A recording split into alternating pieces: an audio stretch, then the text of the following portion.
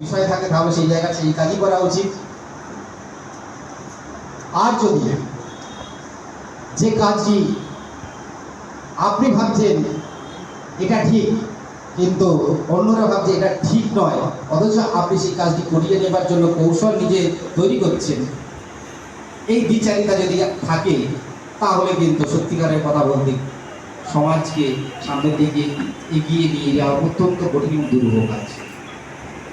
কাজে নিজেরা আগে যদি খুব সুন্দরভাবে আমরা সিস্টেমটা তৈরি করি, আমাদের ভাবনা চিন্তার প্রসার ঘটাই, তাহলে কিন্তু সমাজ নিশ্চিতভাবে সামনের দিকে এগিয়ে যাবে বলে আমি মনে করি।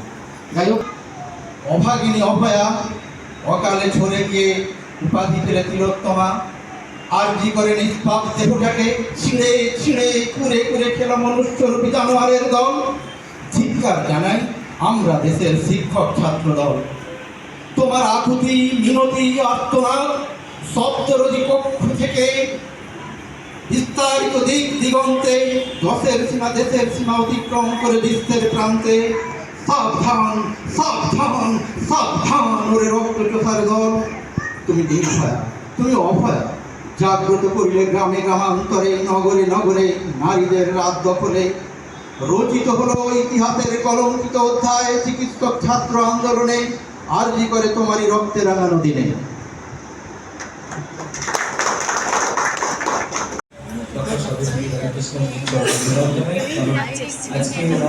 জন্মদিনকে আমরা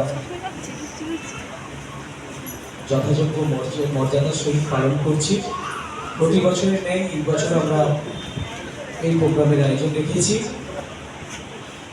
আমি চেষ্টা করেছিলাম সমস্ত শিক্ষককে চিঠি পাঠাতে, কিন্তু অনেকটা লেট হয়ে গেছে।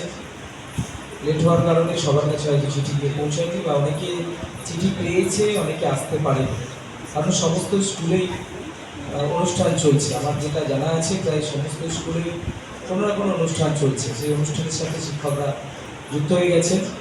যাই হোক, পরবর্তী সময় আমি চেষ্টা করবো যাতে করে সমস্ত শিক্ষকরা আসে, যেভাবে আমাদের শঙ্করবাবু বলে গিয়েছেন যে আরও আগে থেকে চিঠিগুলো পাঠানো। এখন তো সোশ্যাল মিডিয়ার যুগ, আমরা অনেকটাই হোয়াটসঅ্যাপ গ্রুপের মাধ্যমে দিয়ে দিয়েছিলাম, সেই হোয়াটসঅ্যাপ গ্রুপের মধ্যে হয়তো অনেকেই নেই, তো যার জন্য অনেকেই পায়নি। আজকে যারা এসেছেন আপনারাই সমাজের ভবিষ্যৎ, সমস্ত শিক্ষক শিক্ষিকাগণ আপনারা নতুন সমাজ তৈরি করার দিশা দেখেন। ছোটো ছোটো ছেলে মেয়েদেরকে তাদেরকে যেভাবে আপনারা তৈরি করেন তারা ঠিক সেইভাবেই তৈরি হয়।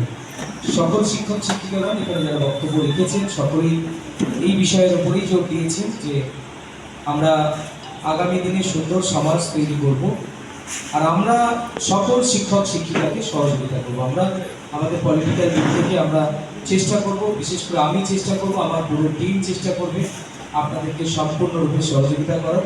আসুন সকলে মিলে একটা সুন্দর সমাজ করি, সমাজের অবক্ষয় রোধ করি, আর আগামী দিনে উজ্জ্বল পশ্চিমবঙ্গের ভবিষ্যৎ গড়ে তুলি। এই কয়েকটি কথা বলে সংক্ষিপ্ত আকারে আমার বক্তব্য শেষ করলাম।